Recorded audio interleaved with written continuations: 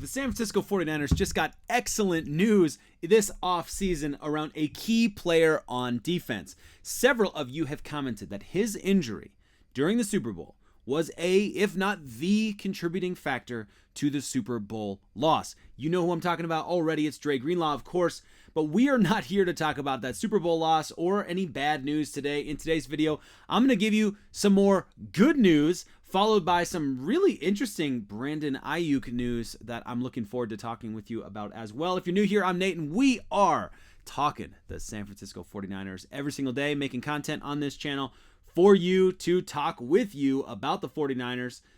Make sure you hit that subscribe button so you don't miss out on all of the content, all the information, all the details, all the back and forth, the comment section, all that good stuff. The San Francisco 49ers are one player away, we learned recently, from having the number one linebacking core in the NFL. PFF puts them number 2 behind the Jets because of the injury to Dre Greenlaw and the unknowns about when he'll be able to come back and how that will look. But the good news is this: Sporting News today reported that Dre Greenlaw could be back sooner than expected. I'll give you the details on that in a second, but first, comment below, what was your favorite game for Dre Greenlaw last season? I pulled up the stats to try and figure out what were the games that stood out the most last season. And just looking back at the stats, Dre was a standout performer against the Rams early on, the Cardinals, the Vikings, that Ravens loss on Christmas Day, and against Washington to close out the regular season. Had an absolute heck of a game against Washington Commanders. For whatever reason, for me, I think I know why. I think it's a little bit of recency bias. But the one that stuck out to me, I've been watching the season back recently. The game against the Rams, the first one against the Rams, was the second game of the season. That was the one for me that, for whatever reason, just felt like he was an absolute presence on the field. He was everywhere. He was making open field tackles. He was assisting tackles. He was all over the place. Really important and just an absolute presence, which is what you want a lot of times from your linebacker. Going into the half of that game, it looked like it was about to turn into a shootout. And that was kind of the worry, that it was going to start to turn into a shootout. But it actually, the defense came out super strong in the second half, forcing, they got no touchdowns.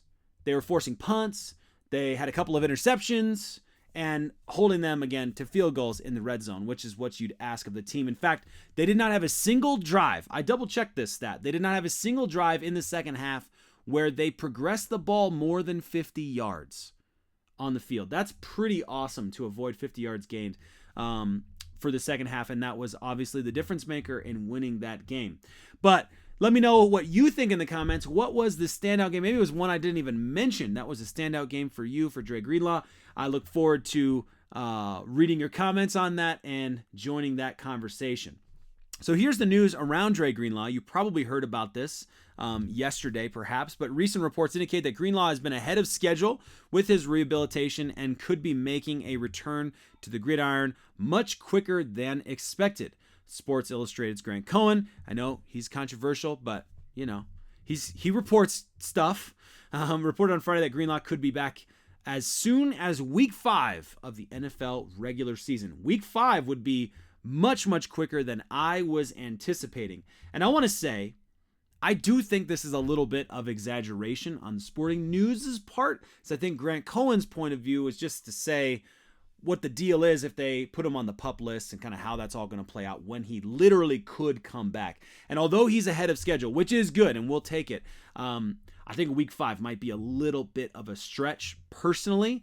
And I don't even want to say that Grant Cohen's point was to say he'd be back week 5. I don't think that's what Grant Cohen was actually trying to say. So that being said, I'll take the good news and I'll just, take everything else with a little bit of a grain of salt. I think, and I've said this before on this channel, that I think ideally, if you could get him in before the bye and get him a decent number of snaps before the bye, that would be the best case scenario. Then you don't risk any injury by forcing it too early before the bye week. And of course, who knows, like the win-loss record will be important there, and we could even talk about that later in the video if we have time for it. But I think it's important for the 49ers to get him on the field, if possible, before the bye week, then get him a nice extra week off. That would be good for him coming into an important stretch Lots of big games on the second half of the season, especially. So big games all over the place. I mean, it's just going to be one of those seasons. Another story that was interesting to me that I wanted to talk about was this Brandon Aiyuk story. Jeff Kerr of CBS Sports recently identified undervalued stars for every NFC team, naming Aiyuk. Oh, where's the X? Why get the grow-up plan for your child? This is insane. Do you guys, what am I going to do about this? Why There's get no the... X. Do you see the X on here? This is crazy. Oh, there's the X. Why get the... Whoa! Are you watching this right now? I don't know what to do. Do I refresh my page? Or do I just try and go on? I'll just try and go on. Let's see. He named Aiyuk as 49ers' most underappreciated player. Sorry about the advertisement. That literally wasn't there before. The 49ers have not given Aiyuk a contract extension yet, but this should have been done. This should have been taken care of months ago, Kerr wrote. Aiyuk proved in 2023 he's the best wide receiver in the 49ers after having the best season of his career. And I want to go to the stats in a second because I do think it helps his case, and I don't think it's fair to talk about his point of view and not talk about, you know, how he comes up with those ideas. But hear me out here. The question that we have not really answered on this is, have the 49ers blown it with Brandon Aiyuk by not getting the deal done early? Did they miss the window? Have they totally messed this whole thing up? And I'm going to say yes. Yes, the 49ers did miss the window. Yes, the 49ers did make a mistake in how they've played out the Brandon Aiyuk deal. Now, Brandon Aiyuk could sign a $26 million a year deal, and I could take back everything I've said about this deal, the way that it's gone so far. But in my mind, this should have been done a long time ago. Obviously, 49ers are not new to having deals get done late, sometimes right up to the first game of the season. I think that was Bosa that had that happen recently.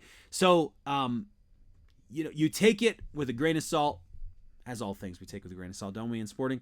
But I like the idea that the 49ers could have come his way a little bit. And we don't know back-end conversations, but it seems to me like they could have come his way a little bit more.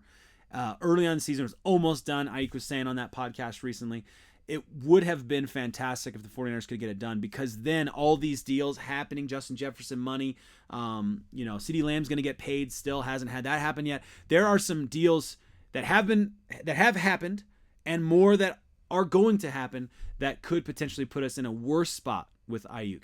And there's no doubt, Aiyuk even talked about it, that the change in value of wide receivers had an impact on the way he was thinking about what he was worth, the value he brought to this football team. So did they blow it? Yeah, I do think the 49ers messed this one up, and it could have been better. And when you look at the stats, you'll feel I think you'll agree with me, or at least feel more like my point is valued. Aiyuk led the 49ers with 1,342 receiving yards last season, the 7th most in the NFL.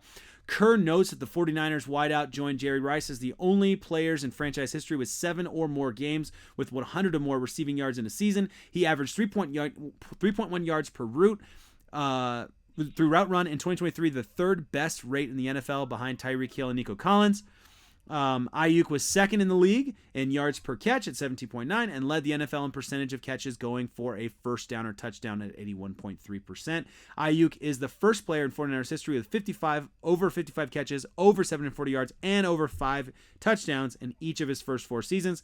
He's 11th in receiving yards, 16th in yards per catch, and tied for 11th in receiving touchdowns over the last 2 seasons, all while being the number 2 wideout on a stacked 49ers roster. You say, yeah, number 2 wideout, but also not in terms of targets. It's a star-studded roster that the ball gets thrown around to a lot of different individuals. So I understand the argument there, and I'm interested. Let me know in the comments if you've made it this far in the video. Good for you. Let me know in the comments what you think about that. Do you think the 49ers did make a mistake, or do you think, hey, jury's still out until the deal gets done? We don't really know if the 49ers messed it up. And there's all the unknowns in the contract negotiations that we'll never know about, that maybe in the long run actually does save the 49ers bacon a little bit, and we just won't ever know it because whatever agreed upon deals, extra things mixed in, make the deal slightly different. I don't know. Let me know what you think in the comments. Look forward to talking to you about it. That's the fun stuff that we get to do every day on this channel. So make sure you subscribe so you don't miss out on all of it. As always, faithful, this is going to be an exciting season. What a time to be alive.